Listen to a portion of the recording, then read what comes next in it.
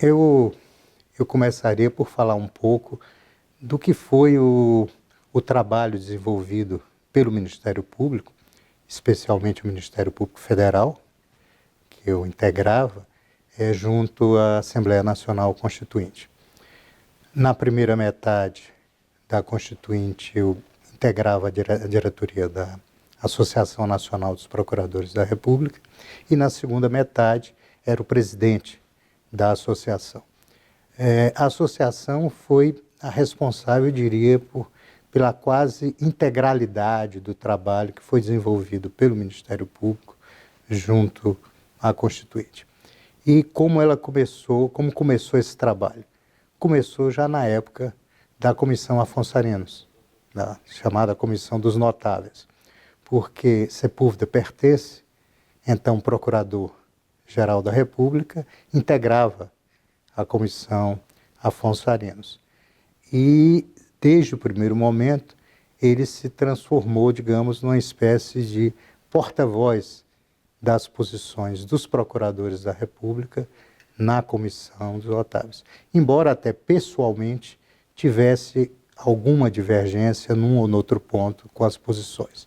Por exemplo, era uma posição da classe a manutenção da Advocacia da União, naquela época a cargo do Ministério Público Federal. E Pertence não concordava com isso, mas a despeito disso, ele levou adiante. Então, na verdade, quando a Comissão Afonso Arinos apresenta o resultado do seu trabalho, aquele anteprojeto de Constituição, ali estavam, pelo menos em boa parte, as posições do Ministério Público Federal e, claro, também do Ministério Público dos Estados. Havia essa dicotomia. As nossas posições em relação ao Ministério Público dos Estados não coincidiam em todos os temas. Coincidiam em grande parte, mas em alguns temas havia peculiaridades no Ministério Público Federal e no Ministério Público dos Estados que, digamos, reclamavam soluções distintas, essa coisa toda. Bom, instalada a Assembleia Nacional Constituinte, a associação passou, então, a desenvolver um trabalho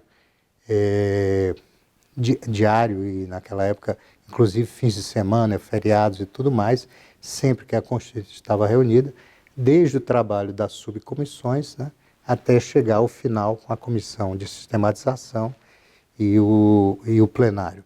Esse trabalho da Associação Nacional dos Procuradores da República foi conduzido sempre sob a coordenação do Álvaro Augusto Ribeiro Costa, que era integrante da carreira. Depois foi advogado-geral da União. Bem, ao final quando chegamos ao texto final, nós vimos que grande parte das propostas levadas pelo Ministério Público tinham sido acolhidas no texto. Alguns pontos acabaram rejeitados e eu destacaria, por exemplo, a questão da escolha do Procurador-Geral da República. Previu-se que nos estados a escolha seria mediante a formação de uma lista tríplice, e formada por votação pela classe, e o governador escolhendo entre eles.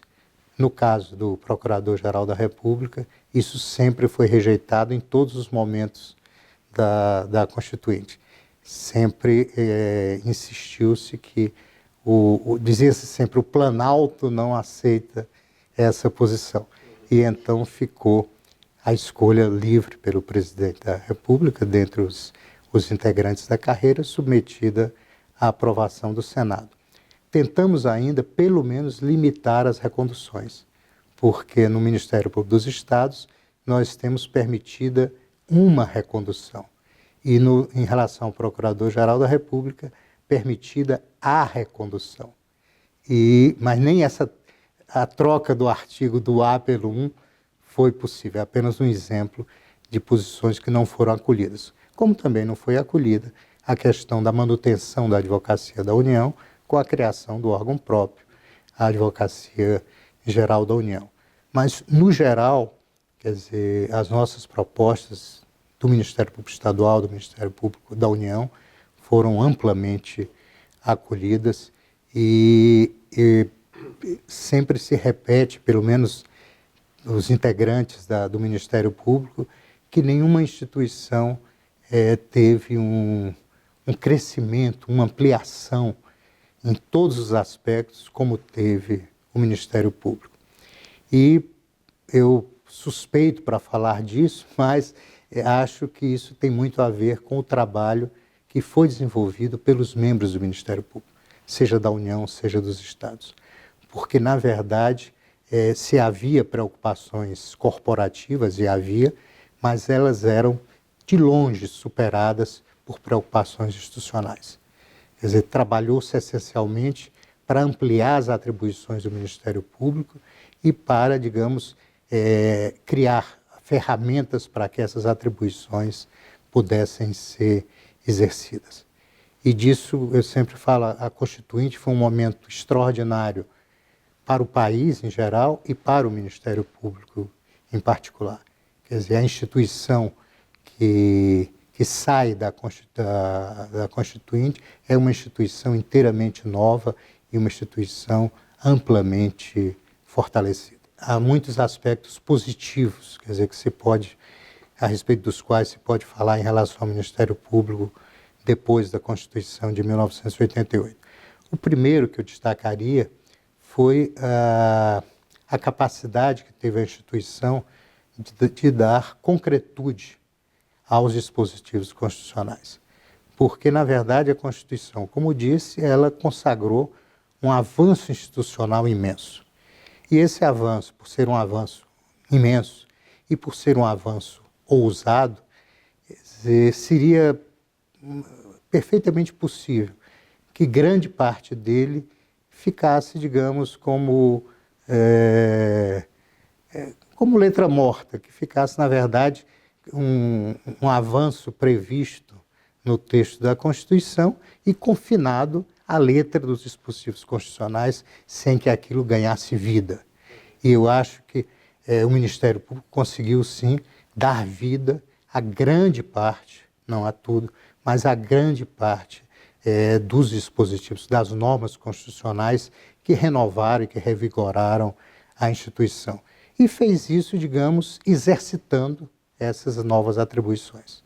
Quer dizer, essas atribuições não ficaram previstas no texto e relegadas, abandonadas, não. O Ministério Público se esforçou, todo o Ministério Público brasileiro, para implementar, para exercitar aquelas atribuições desde o início. Acho que só isso já é bastante positivo, já é uma coisa bem positiva. A outra coisa que também eu destacaria desse percurso é a questão da firmeza com que o Ministério Público tem exercido as suas atribuições constitucionais. E, aliada a essa questão da firmeza, a capacidade de resistência às pressões que naturalmente surgem em decorrência do exercício dessas atribuições. Né? Então, quando nós olhamos esse caminhar, essa coisa, eu vejo como amplamente positivo, quer dizer, o saldo do que nós conseguimos alcançar. Claro que temos que permanentemente, como qualquer instituição republicana, a construção do Ministério Público deve ser algo permanente. E, permanentemente, nós devemos rever esses caminhos percorridos, identificando os acertos, mas, sobretudo, reconhecendo os erros em que incorremos e redefinindo também a cada momento rumos que permitam à instituição cumprir, digamos, mais adequadamente as atribuições que o Constituinte lhe reservou. Hoje eu acho que é inegável que há muitas vozes no Ministério Público que não conseguem disfarçar um certo desprezo pela atividade política. O que é compreensível pelo o amplo e múltiplo envolvimento de políticos em atividades criminosas, etc. Mas o que não me parece razoável é que o Ministério Público, claro, tem que atuar e tem que atuar com toda firmeza e com todo rigor em relação a esses criminosos da política, mas não pode, em nenhuma hipótese, confundir isso com a própria política. Ou seja, o que não me parece absolutamente aceitável é que o Ministério Público incorra em qualquer postura de negação da política, né? E isso por uma razão muito simples, porque ao Ministério Público, pela Constituição, incumbe a defesa do regime democrático, né?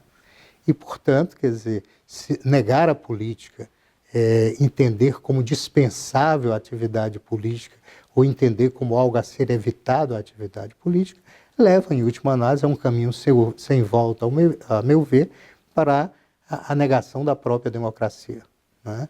E você comprometer, eu lembro aqui de um escritor angolano, José Eduardo Agualusa, que ele diz que você, na verdade, você enfraquecer a democracia ou pôr em risco a democracia para combater a corrupção, significaria a mesma coisa de você amputar a cabeça para acalmar uma enxaqueca, né? Na verdade, não é minimamente. Então, eu acho que o Ministério Público, quando despreza, digamos, quando nega a política, ele está faltando ao dever que a Constituição lhe impôs de defesa do regime democrático. E da mesma forma, quer dizer, ao membro do Ministério Público, evidentemente, ele não pode incorrer no, para mim, gigantesco equívoco de passar a ter uma atuação política. A atuação do Ministério Público nunca pode ser política. E no momento que vivemos, com lava-jatos e outras operações, é claro que essa atuação do Ministério Público acaba tendo grandes reflexos na atividade política, acaba comprometendo, digamos, até a própria credibilidade da política para a população como um todo. Acho, entretanto, que o Ministério Público deve sempre se esforçar para minimizar essa repercussão política. Não será fácil, muitas vezes não será possível minimizar. Agora, o que é inaceitável para mim é que o Ministério Público, membro do Ministério Público, busque, como infelizmente às vezes tem ocorrido, maximizar essa repercussão política do seu trabalho. Porque aí realmente eu acho que ele exorbita das suas atribuições. Eu disse em uma oportunidade, falando a colegas do Ministério Público do Estado, que, na verdade, quando a sociedade brasileira clama por mudar o Brasil, é a mais legítima e a mais urgente pretensão do povo brasileiro. Quando o Ministério Público, entretanto, brada por mudar o Brasil, ele está exorbitando das suas atribuições, está usurpando uma atribuição que não pode ser sua e, enfim, tem um comportamento absolutamente inaceitável. Porque eu repetia sempre aos colegas, o procurador da República, o membro do Ministério Público de modo geral, ele não é justiceiro e ele muito menos é salvador da pátria. Mas, o Ministério Público, repito, até por ser defensor do regime democrático, ele não pode servir de instrumento e muito menos ser protagonista do enfraquecimento das demais instituições republicanas. O Ministério Público, ao contrário, tem que trabalhar por fortalecer o Poder Legislativo, o Poder Judiciário, o Poder Executivo, quer dizer, e buscar sempre um trabalho e uma convivência o mais harmônica possível com ele. Nunca se pode confundir, digamos, o parlamentar que se desvia da sua conduta, que pratica crimes, com o parlamento, com o Poder Legislativo, com a atividade política. Esse aspecto, quer dizer, desse arrefecimento, me parece essencial até para se assegurar a longevidade, digamos, do tratamento constitucional recebido pelo Ministério Público. A busca disso, como também algo que há um grande esforço nesse sentido, infelizmente alguns colegas saem dessa postura, mas que é a questão da sobriedade. Eu sempre falo que sobriedade, sobriedade, mais sobriedade. A sobriedade é atributo essencial e inerente ao membro do Ministério Público. E a busca do espalhafato, a busca do estrépito, do personalismo. Personalismo é outro risco imenso para o Ministério Público, porque o Ministério Público ele não tem donos e não comporta personalismo. Então, esse tipo de atitude, ele, longe de contribuir para o trabalho do Ministério Público, ele prejudica esse trabalho, até inviabiliza em muitos aspectos esse trabalho. O pior de tudo, a pior dos mundos, é quando, eventualmente, alguém, para atrair os holofotes da mídia, digamos, coloca alguém em verdadeiros, mais uma vez a expressão é da Agualusa, em verdadeiros patíbulos virtuais. Isso é absolutamente inaceitável. Então, o que eu vejo como essencial para que a caminhada do Ministério Público continue com êxito, com segurança, eu poderia resumir em serenidade. Equilíbrio, serenidade, sem abrir mão da firmeza. Então, eu sou daqueles que acham que podemos seguir por muitos anos, podemos e devemos seguir por muitos anos com a Constituição de 88. Para falar apenas do Ministério Público, como eu disse, nós conseguimos dar concretude a grande parte das disposições constitucionais relativas a essa instituição. Mas ainda há muito a ser feito. Há muitos territórios, digamos, nessa área das atribuições do Ministério Público a serem desbravados. Eu acho que nós temos que continuar aplicando a Constituição de 88, fazendo os ajustes, os pequenos ajustes que se façam necessários, mas trabalhando, enfim, sempre para dar efetividade a ela.